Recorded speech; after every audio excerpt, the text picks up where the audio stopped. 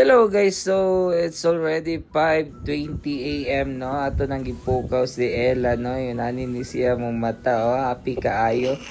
Alright. So musulod sa ta sa iyang baba no para mag-transition in 3 2 1. Okay, bye-bye. Alas 6 na guys. Kinanglan na ta mo sa kay og series paingon sa Dumaguete Port.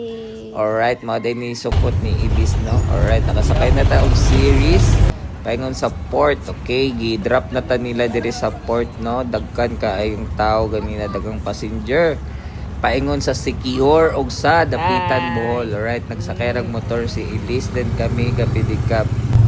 Kala ko wala silis. Dili kala ko nasa motor. Kala mo lang yun. So ayun na nga guys, gibiyaan namin sa among sakyan. Nila joke lang. So kanide diri guys amo sang kuan ang ticket no. Napaday mi talay-talay diri dayon after this. So after ani guys nanakay na daymi nami diri sa second floor and this view is from third floor sa sakyan namong barko guys.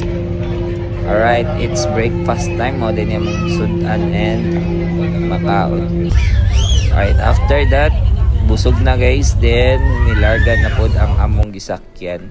So yun ani na akong itsura guys, basta busog na tulog na ko guys. Gipas low mo pa jud.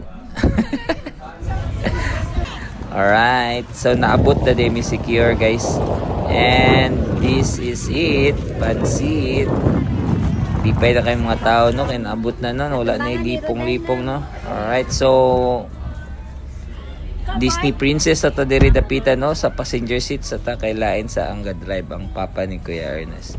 Alright, let's go. As you can see ang among mga kuyog nabilin pa guys. So ang akong plan na ni pag-abot na mo dito akong ipang drop ang mga gamit dayon amo ni silang balikan. Diri dapita no pabalik na mi sa port. So diri dapita guys among ibalikan to uban namong kuyog no. Then pag-abot na mo nakita na mo silang ilis gasayo-sayo o gram samsam. Alright guys, so abot na jud ang duha ka sakyanan no. Nakuha na po nato atong mga kauban. Time to rest na guys. Alright, thank you for watching.